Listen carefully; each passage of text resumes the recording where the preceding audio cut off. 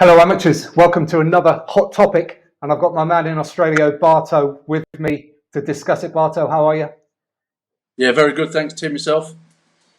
Very well. Now then, we are looking at a comparison of two sports today on the backdrop of what's been a fairly conservative tactical approach from England Rugby during the Six Nations, and compare that to England cricket, especially on the back of what was a phenomenal test match this week. Now, I personally know pretty much all about the rugby, but I don't know too much about the cricket, Barto. So tell me what their approach is and how it's being received. Okay, so approximately, or just under about 8, 9 months ago, Brendan McCullum was appointed head coach of the England cricket team, and Ben Stokes was captain at that time.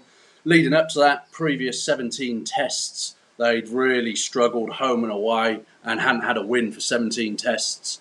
So Brendan McCullum and Ben Stokes, both Kiwis by birth. Ben Stokes definitely, he calls himself English. Basically went about changing the whole approach towards how England play their Test cricket. So what they've done is they just want to go out and entertain. So Brendan McCullum, when he was a player for New Zealand, was renowned for being just an entertainer. He was a fantastic player, batsman, fielder, wicket keeper, like yourself, Tim, way back when he first started off. And but he just turned into a fantastic batsman and captain, and got involved with IPL teams and all of that, but then took over the England Test team, and with Ben Stokes, who's also renowned for being an aggressive player, just totally introduced a new way of playing the game to England. Okay, well, that's really interesting. So, just anecdotally, I hadn't heard that they lost 17 in a row, but I have heard about all the new stuff. So, that kind of shows that how it gets into the sporting psyche. So, tell me about what they're doing now. What's different? So their mantra is they want to entertain. So Ben Stokes, as captain, has come out and said, we want to entertain the people who come and watch Test cricket. They believe Test cricket is the pinnacle. So they go out and they encourage all the players to play with the freedom and don't fear mistakes. So what they're doing is they've got some young guys in, they've got some old guys in. The oldest player around currently, Jimmy Anderson, 40 years of age and still bowling exceptionally well. And they've just said, enjoy it, play it like you when you took the game up, play it for fun, and the results will come. And so far, they've won 10 out of 12. Wow, incredible. And so, just for people that don't know, describe what happened in that most recent test match as well. So yeah, yesterday it finished up at 5 days. The test was the entire 5 days. Couple of shorter days because of rain, but it was over in New Zealand. England batted first and got a substantial score, 430 odd. They declared for 8, put New Zealand in. New Zealand scored a couple of hundred, and then they enforced the follow-on because New Zealand was still over 200 runs short of England's first target. They made New Zealand bat again. New Zealand then batted exceptionally well and got themselves a total of 450 and set England a target of 257. And England managed to get 256 and lost by 1 run. And there's a couple of really significant facts. Is in the history of Test cricket, there's only 4 times a team has won when they've been forced to follow on, and yesterday was the 4th time. And there's only been 2 Test matches in the history of Test cricket where a team has won by 1 run. So yesterday, New Zealand won by 1 run, and also were only the 4th team ever to win after following on. And so that was, I say, out of 2,490 odd Test matches across the world in the history of Test cricket. Wow, that's incredible. One other thing that happened though, England declared, didn't they? Did you say that in the first innings? So I'm interested, what was the Yeah. chatter around that declaration decision?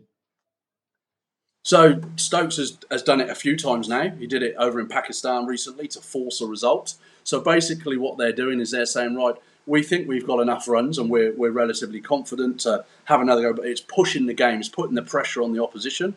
And they certainly did that in the first innings. New Zealand's first innings, they rolled them for pretty small. But then New Zealand's second innings, when they enforced the follow on, New Zealand did very well.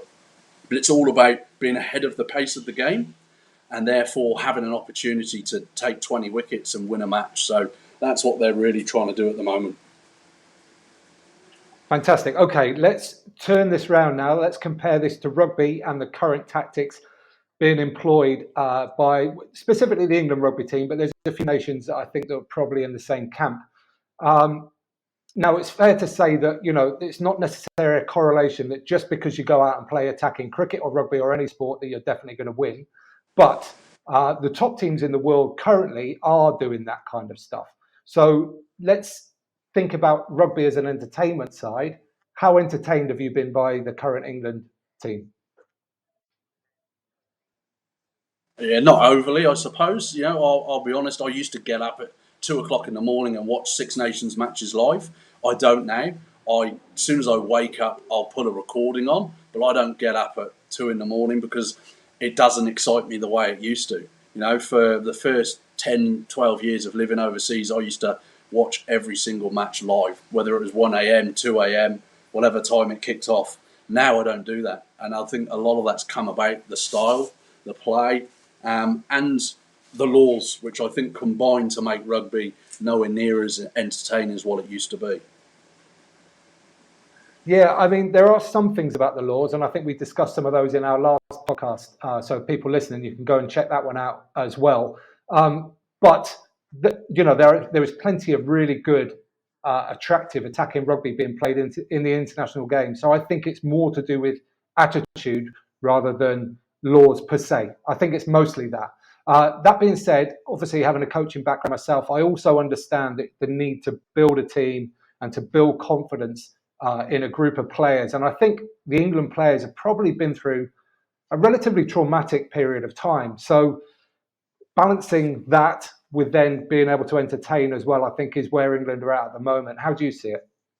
Yeah, I agree, Tim. I think, and I'll take an example of one player in the England setup who I think gets well, he gets a heap of press, a lot of positive, a lot of negative. Owen Farrell, when he plays for Saracens, Saracens play pretty entertaining rugby. They play structured, but they play entertaining rugby. And he leads them around the pitch. He can pass 30, 40 metre passes, no problem. He looks uninhibited and he looks like he's free to run the game. You see him in a white shirt for England, and it's the absolute opposite. He looks as though he's encumbered. He looks as though he's told he must do this on this phase and this on this phase. And with Borthwick coming in, I thought it might change, but I don't believe it has as yet. There may still be some movement for that. And I think that's a prime example, as you say, there's pressures on them in the environment, and those pressures come right from the top, the coaches, but then possibly higher for the people who pay the salaries. Yeah, there was just talking about that and linking it into the amount of grubber kicks in the final third that England did. I think it was the Italy game. There was a quote from Ellis Gaines where he was sort of saying, well, every time we attack and go through a phase of play, if, for example, Italy jackal every 2 rucks, then that gives them a 50% chance of turning the ball over. Whereas if we kick, then we've got a chance of scoring, but also more likely we're going to get the ball back and can continue that pressure.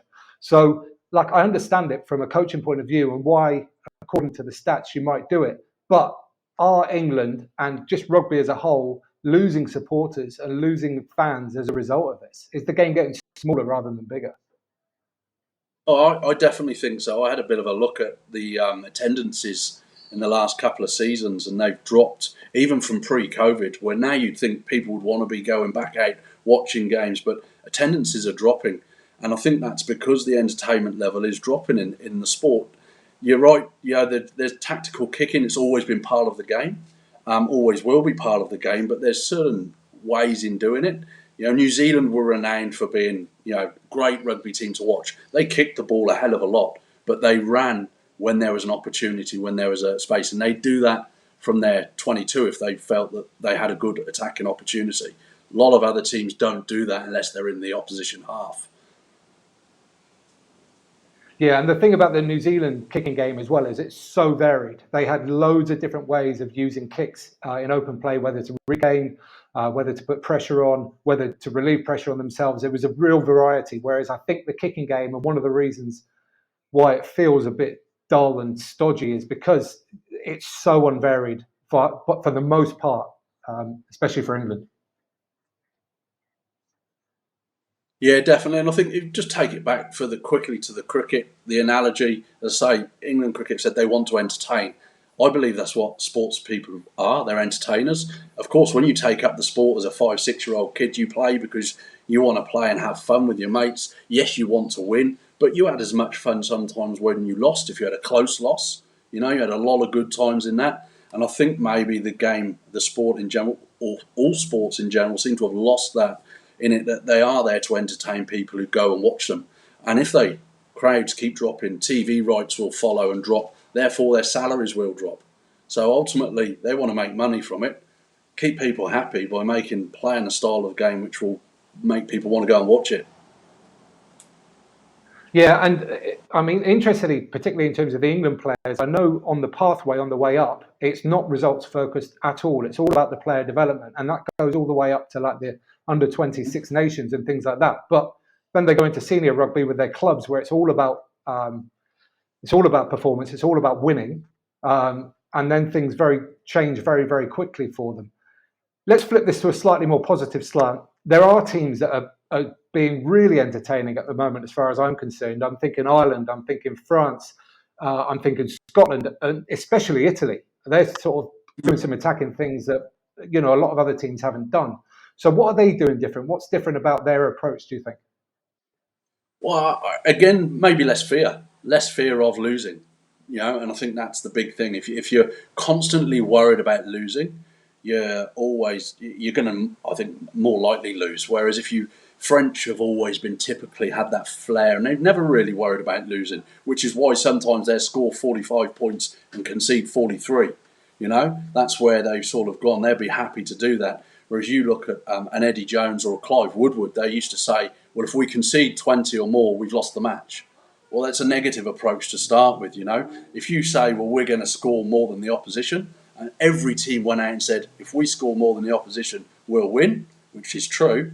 If all teams went with that sort of way of thinking, you're going to have much more attacking, much more enjoyable rugby to watch. And I agree. And another sort of slightly frustrating thing in terms of the England performance on Saturday was I thought they got into that early in the game. I thought they got into some good attacking shape and some good movement, and that they looked like they were on the point of really breaking through Wales and almost running riot. And then they kind of just regressed and maybe got a lead and then just decided to defend it, which again I think goes down to psychology. So I mean, I hope they can get through this period, because the sport needs to be there to entertain. But how long do you think it might take for this current England squad, for example? Oh, look, there's players with skills there, and they've got some good. When you see them running the ball and having the opportunities, they've got some players who can execute. But it's all about giving them the confidence and the freedom to do it. Will that happen with the regime with Steve Borthwick? I don't know. Look, he's obviously going to go, I've got 2 targets. First of all, I've got a World Cup, and the only way we have any opportunity is maybe to keep it as similar as we've had it previously. Then maybe he gets a bit more free rein. I really hope he does, because otherwise I think England fans will switch off, at a pretty high rate. Yeah, sadly, I agree. So we'll call this to a close right here, unless you've got any other kind of thoughts on this subject. No, mate, I'm happy to say, just for now, keep the hope and watch them. But if you want some real entertainment, watch England cricket. Playing Test matches, brilliant. Okay, fair enough. Okay, people listening, I'd love to hear what you think. What do you think is the transition of this England team and the sport in general? We've used England rugby versus cricket as the example to compare, but there's lots of examples in other teams as well. So where do you hope the sport to go? What are you hoping for this World Cup cycle and the next few weeks and months? Let me know in the comments below, and we'll leave it there. Barto, thank you very much again for your time. No worries, mate. We'll catch up soon.